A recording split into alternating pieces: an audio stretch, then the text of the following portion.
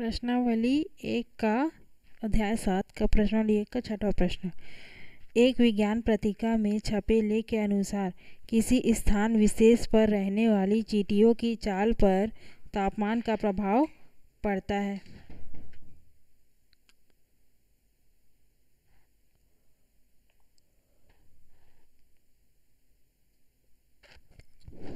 यदि किसी स्थान पर रहने वाली चींटियों की चाल व उस स्थान के ताप के बीच के संबंध को समीकरण S = T-20/5 से प्रदर्शित किया गया हो, जहाँ T क्या डिनोट कर रहा है? तापमान को, टेम्परेचर को, ठीक, और किसमें? डिग्री सेल्सियस में। वह S चाल को, किसको? स्पीड को, है ना। इस फॉर्मूला में S क्या है? चाल, T क्या है? तापमान, सेंटीमीटर प्रति सेकेंड है। तब चींटियों की चाल T = 25, 30, 35, 40 रखते हुए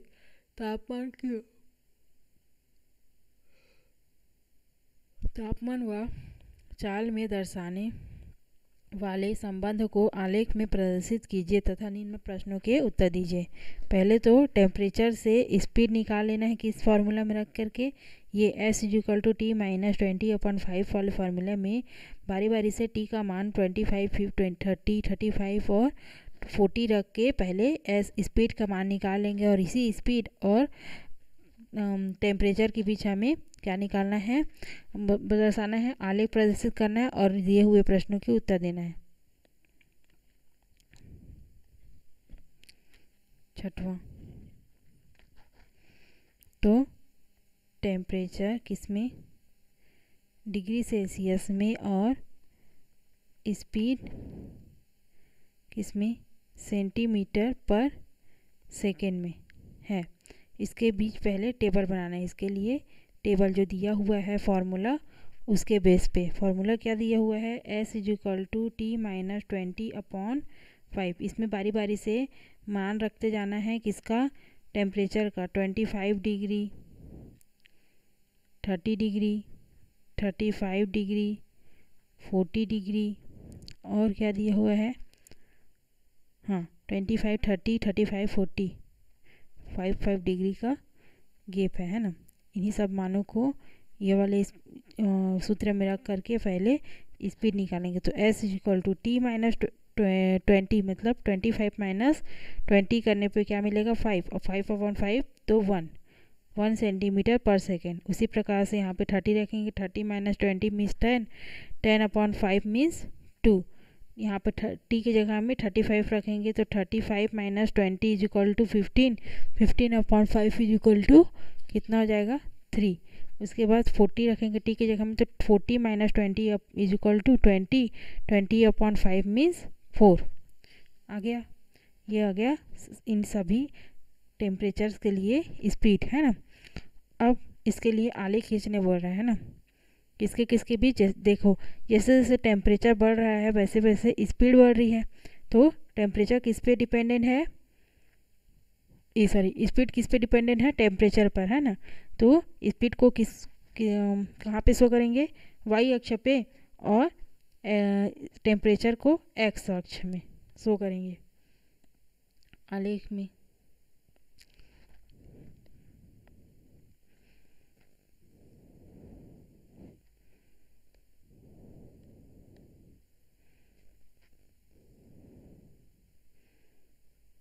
एक्स अक्ष और ये हो जाएगा वाई अक्ष, ठीक। ये 0 एक्स अक्ष में किसको?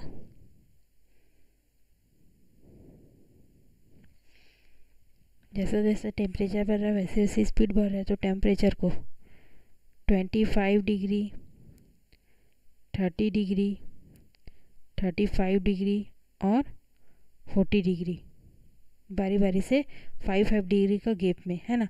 1 मिनट। 0 के बाद डायरेक्ट 25 नहीं ले सकते ना, तो क्या गैप लेंगे? 0 के बाद 10, 20, 30, 40 ले सकते हैं क्या? 10 डिग्री, 20 डिग्री, 10 का गैप, 30 डिग्री, 40 डिग्री ये भी ले सकते हैं, या फिर 5 का गैप ले सकते हैं, 5 डिग्री, 10 डिग्री, 15 डिग्री, 20 डिग्री, ऐसे में ज़्यादा स्पेस हमारा जाएगा, है ना। तो क्या गैप लें, 10 का गैप लेते हैं, 10, 20, 30, 40, 50 डिग्री ऐसे करके गैप लेते हैं। तो सबके बीच में कितना गैप है, 10 डिग्री का, है ना। तो यहाँ पे लिख सकते हैं पैमाने में एक्स अक्ष का 1 सेंटीमीटर या फिर एक बड़ा खाना क्या दर्शा रहा है, 10 डिग्री डिग्री सेल्सियस किसको, टेम्परेचर को दर्शा रहा है, ठीक है। अब वाई अक्ष में ये क्या है, टी है टेम्परेचर, वाई अक्ष में स्पीड, है ना। स्पीड 1 सेंटीमीटर पर सेकेंड, 2 सेंटीमीटर, 3 सेंटीमीटर, 4 सेंटीमीटर, ये बारी बारी से 1 सेंटीमीटर का गैप है। तो वाई अक्ष में क्या हो जाएगा, 1 सेंटीमीटर किसको दर्शा रहा है, 1 सेंटीमीटर पर सेकेंड किसको, स्पीड को दर्शा रहा है, ठीक है।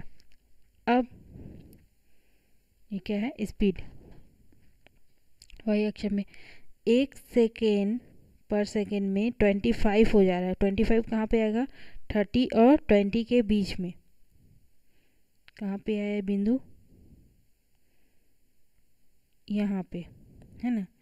1 सेकेंड में 25 डिग्री में 1 सेकेंड पर 1 सेंटीमीटर पर सेकेंड स्पीड हुआ। उसके बाद 30 डिग्री में 2 सेंटीमीटर पर सेकेंड यहाँ पे मिलेगा बिंदु। उसके बाद 35 डिग्री में यहाँ पे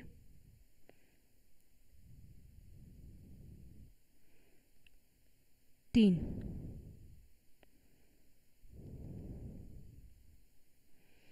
फिर 40 डिग्री में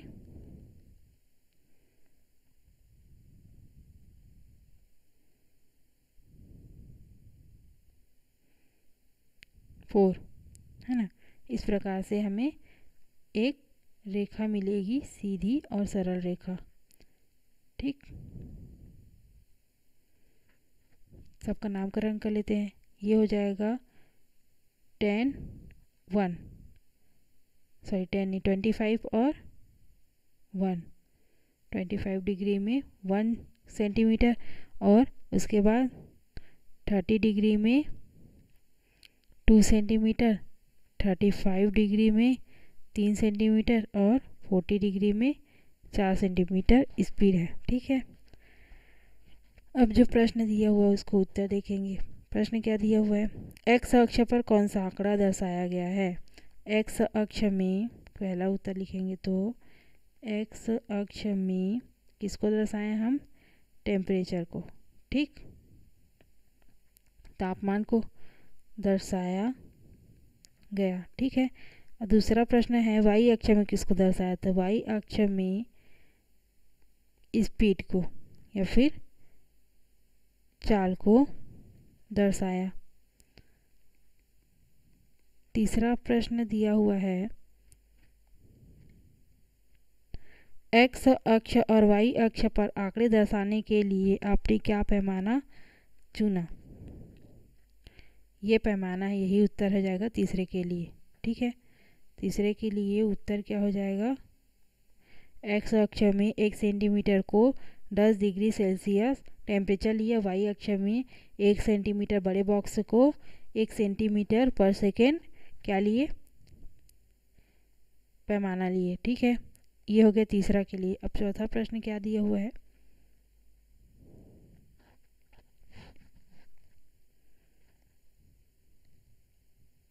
जहाँ चींटियों की चाल 2 सेंटीमीटर प्रति सेकेंड है, उस स्थान पर तापमान क्या होगी।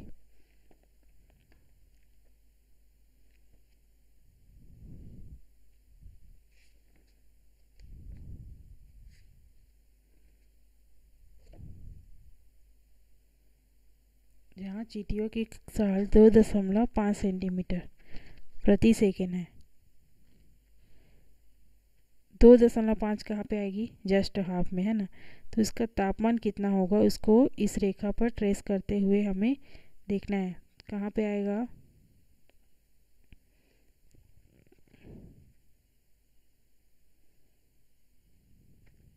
तीस और 40 के बीच में कहीं पे आएगा, ठीक है।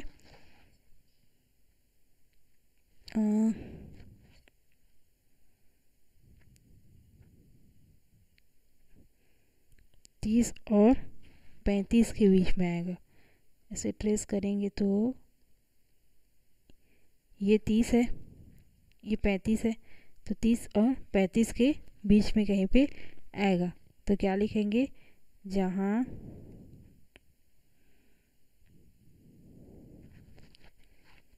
एक्स अक्ष और वाई अक्ष पर, एक्स अक्ष यहाँ चींटियों की चाल कितनी है, स्पीड कितनी है, 2.5 सेंटीमीटर पर सेकेंड है। उस स्थान पर तापमान कितना हो जाएगा, 32 या फिर 33 डिग्री सेल्सियस होगा। 35 और 30 के बीच में, है ना, होगा, ठीक है। उसके बाद 5वां प्रश्न क्या दिया हुआ है, यदि तापमान 30 डिग्री सेल्सियस से 40 डिग्री हो जाए तो चींटियों की चाल में कितना परिवर्तन होगा। 30 से 40, 30 कहाँ है, यहाँ पे, 40 कहाँ है, यहाँ पे, 30 से 40, है ना। जब तापमान 30 से 40 डिग्री सेल्सियस होगा तब चाल 4 से 4 बराबर, तब तापमान क्या पूछा है, हो जाता है चींटियों की चाल में कितना परिवर्तन होगा। 4 मतलब कि 2 सेंटीमीटर पर सेकेंड का परिवर्तन होगा, ठीक है। 30 से 40 के बीच में, है ना, ये परिवर्तन होगा, यही हमारा आंसर है। अब नेक्स्ट देखते हैं इसके बाद 7वां प्रश्न दिया हुआ है, अनीता ने अलग अलग लंबाइयों की पाइप से वाद्य यंत्र बनाए। पाइप की लंबाई सेंटीमीटर व ध्वनि का स्वर मान पिच चक्र प्रति सेकंड के बीच गणितीय संबंध को निम्नलिखित सारणी व आलेख में प्रदर्शित किया गया है। ध्वनि का स्वर मान दिया हुआ है और प्रति सेकंड, चक्र प्रति सेकंड में, पाइप की लंबाई दी हुई है सेंटीमीटर में। यहाँ पे एक सारणी दी हुई है। आलेख को देखकर निम्नलिखित प्रश्नों को उत्तर दीजिए। इस आलेख को देखना है और दिए हुए प्रश्नों के उत्तर देना है। सिर्फ इस आलेख को बनाना नहीं है, आलेख को दर्शाना नहीं बोल रहा है, सिर्फ प्रश्नों को उत्तर देना है। तो क्या दिया है प्रश्न, 160 चक्र प्रति सेकेंड के लिए पाइप की लंबाई कितनी होगी। 160 चक्र प्रति सेकेंड, ये जो दिया हुआ है ना स्वर मान चक्र प्रति सेकेंड में, इसमें देखना है कि 160 चक्र कहाँ पे आएगा, 100 और 200 के बीच में आएगा। और यहाँ 100 और 200 के बीच में जो 10 लाइन है वही क्या है, 100 के बाद 110, 120, 130 ऐसे करके 200 तक पहुँचा है। इसी में 160 कहाँ पे आएगा उसको देखना है और इसको सीधे इस कर्व या फिर वक्र, जो वक्र रेखा बनी हुई है आलेख में, है ना, आलेख जो बनी हुई जो वक्र है उसमें देखना है और सीधे नीचे ले आना है। नीचे में उस पाइप की लंबाई पूछा है ना, पाइप की लंबाई कितनी रखनी चाहिए, तो नीचे में देखेंगे जहाँ पर आएगा वही उतना ही सेंटीमीटर, जितना भी सेंटीमीटर में आएगा उतना ही सेंटीमीटर 160 चक्र प्रति सेकंड के लिए हमें पाइप की लंबाई चाहिए रहेगी, ठीक है।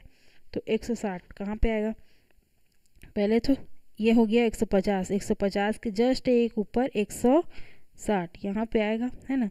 अब यहाँ पे से सीधे एक लकीर खींच के, मतलब स्केल की सहायता से एक लकीर पेंसिल से खींच के देखेंगे कहाँ पे आता है बिंदु, यहाँ पे। इसको सीधे नीचे उतार देंगे तो कहाँ पे मिला हमें, 30 और 40 के बीच में, है ना। 30 और 40 के बीच में तो लंबाई कितनी हो जाएगी, 34, ये 10 है। 30 के बाद 31, 32, 33, 34, 35, 36, 37, 38, 39, 40, एक एक का गैप है ना।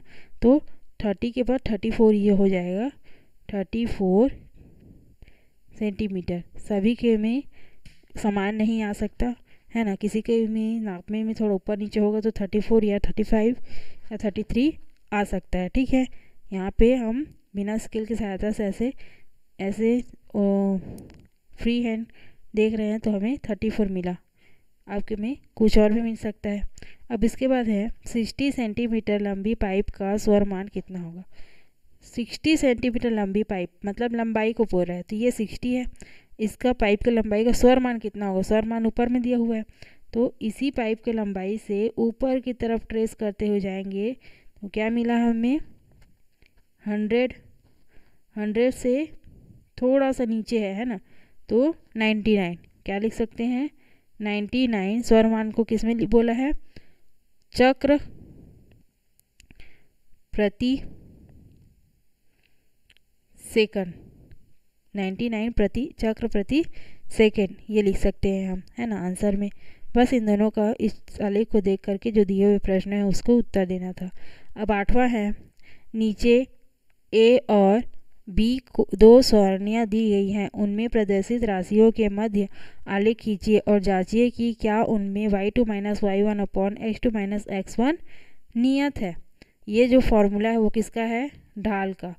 तो अगर नियत होगा तो एक सरल रेखा प्राप्त होगी, और अगर नियत नहीं होगा तो एक सरल रेखा प्राप्त नहीं होगी। क्या रेखा होगी, वक्र रेखा प्राप्त होगी, है ना। ये जो फार्मूला है उसमें अगर हमें इक्वल मान मिल गया सभी बिंदुओं के लिए, m1 m2 m3 बराबर मिल गया हमें, तब क्या कह सकते हैं कि ये मान जो है वो नियत है।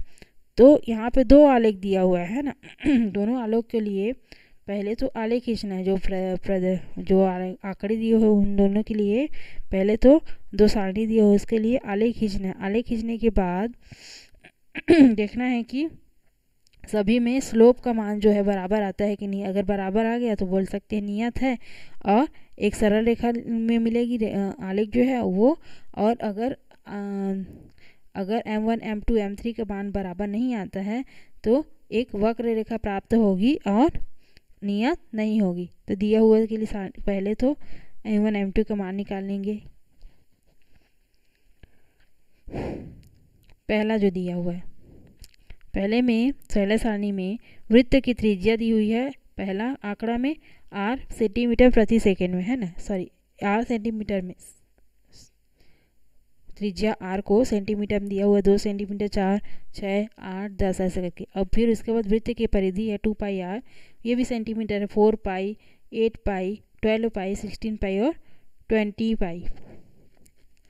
इन सब में कौन सा y1 कौन सा y2 है, सबके लिए मान लिखा हुआ है ना। सबके लिए हमें m1 m2 का मान निकालना है। तो m1 का फॉर्मूला क्या हो जाएगा, y2 minus y1 upon x2 minus x1। m1 y2 क्या है 8 पाई, y1 क्या है 4 pi upon 4 minus 2 is equal to 4 pi upon 2 is equal to 2 pi. क्या आया m1 का मान 2 पाई। इसी प्रकार से m2 का मान निकालना है, m3 का मान निकालना है। m2 इज इक्वल टू हो जाएगा y3 minus y2 upon x3 minus x2 is equal to y3 का वैल्यू क्या दिया हुआ है 12 pi upon 8 minus 8 pi 6 minus 4, 12 pi minus 8 pi 6 minus 4 is equal to 4 pi upon 2 is equal to 2 pi. m2 का भी मान 2 पाई है। n3 is equal to सूत्र हो जाएगा y4 minus y3 upon x4 minus x3 is equal to y4 क्या है y4 है 16 माइनस 12 और 8 minus 6,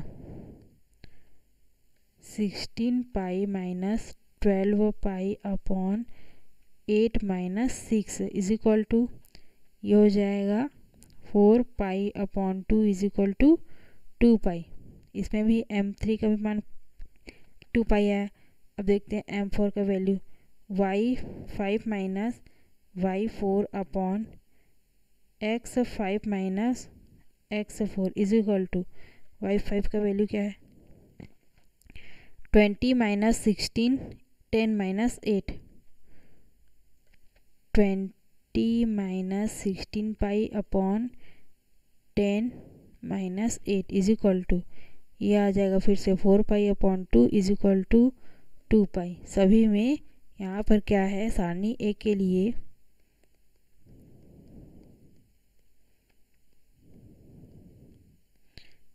m1 is equal to है m2 के, ये भी बराबर है m3 के, ये भी बराबर है m4 के। अतः पूछा है कि दिए गए मानों के लिए आलेख खींचिए और जांचिए कि क्या उनमें इतना नियत है। तो हाँ, अतः यह जो मान दिए हुए हैं उसके लिए y2 minus y1 upon x2 minus x1 नियत है, सभी के लिए बराबर है, तो नियत है।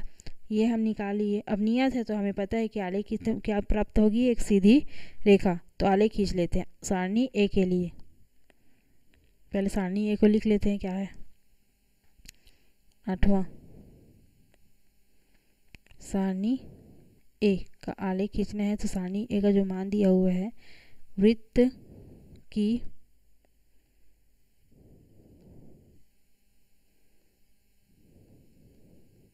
त्रिज्या 2 और वृत्त की परिधि है ना,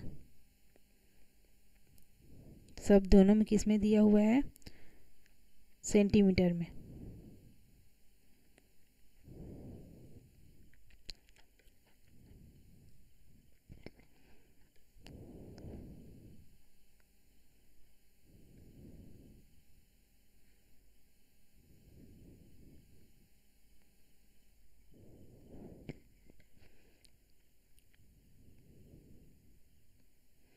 दो चार 6 8 10, 2 4 6 8 10 और परिधि 4 8 12 6 20,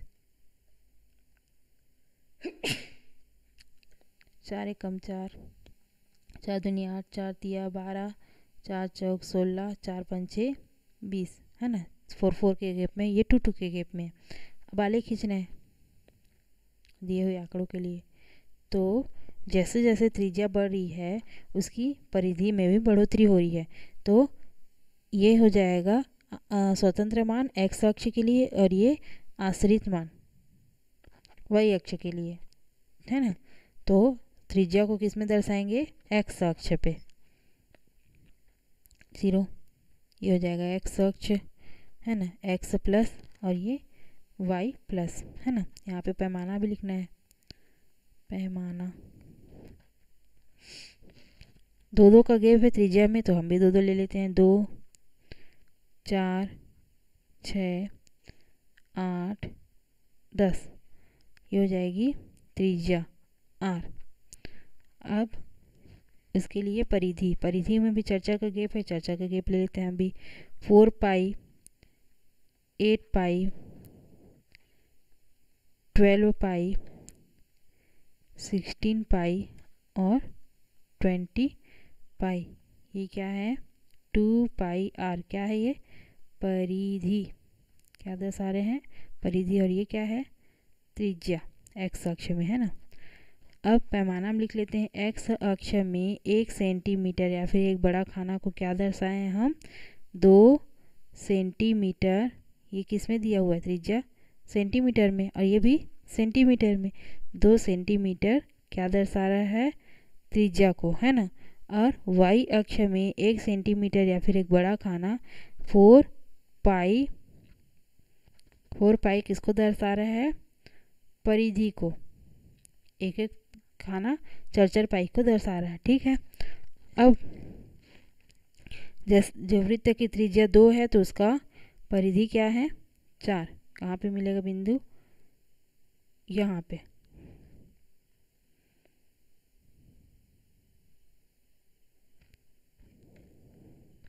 उसके बाद जब उसका परिधि 4 सेंटीमीटर हो गया तो उसका परिधि त्रिज्या 4 सेंटीमीटर तो परिधि 8 सेंटीमीटर। जब त्रिज्या 6 सेंटीमीटर हुआ तो परिधि 12 सेंटीमीटर। जब त्रिज्या 8 सेंटीमीटर हुआ तो परिधि 16 सेंटीमीटर यहाँ पे मिलेगा। फिर जब उसका परिधि 20 सेंटीमीटर हुआ तो त्रिज्या में कितना था 10 सेंटीमीटर। जब त्रिज्या हुआ तो परिधि कितना हो गया 20 सेंटीमीटर। कहाँ मिलेगा बिंदु यहाँ पे। ठीक है, इस प्रकार से इन सभी बिंदुओं को मिलाते हुए एक हमें सरल रेखा मिलेगी और वो मिलना ही था क्योंकि सभी के लिए M1 M2 M3 M4 सब बराबर है। जब बराबर है तो एक सरल रेखा हमें प्राप्त होगी। सबका नामकरण कर देते हैं। 2 त्रिज्या 4 पाई परिधि, 4 त्रिज्या 8 पाई परिधि, 6 त्रिज्या 12 पाई परिधि, 8 त्रिज्या 16 पाई परिधि, 10 त्रिज्या 20 पाई परिधि। ठीक, इस प्रकार से एक सरल रेखा हमें ग्राफ के रूप में मिलेगी। ग्राफ खींचना है और सबके लिए नियत है कि नहीं मान किसके y2 minus y1 upon x2 minus x1 नियत है कि नहीं ये बताना था। ग्राफ भी खींच लिए और बता दिए कि नियत है। ठीक है, अब ये हो गया सारणी ए के लिए। सारणी बी के लिए हम नेक्स्ट वीडियो में देखेंगे। सारणी बी के लिए जो उत्तर है उसे हम नेक्स्ट वीडियो में देखेंगे। उसके बाद है 9वां प्रश्न और एक और प्रश्न दिया हो इसके नीचे में 2 प्रश्न और बचा है और सारणी बी के लिए मान को और आलेख को हम नेक्स्ट वीडियो में देखेंगे। ठीक है।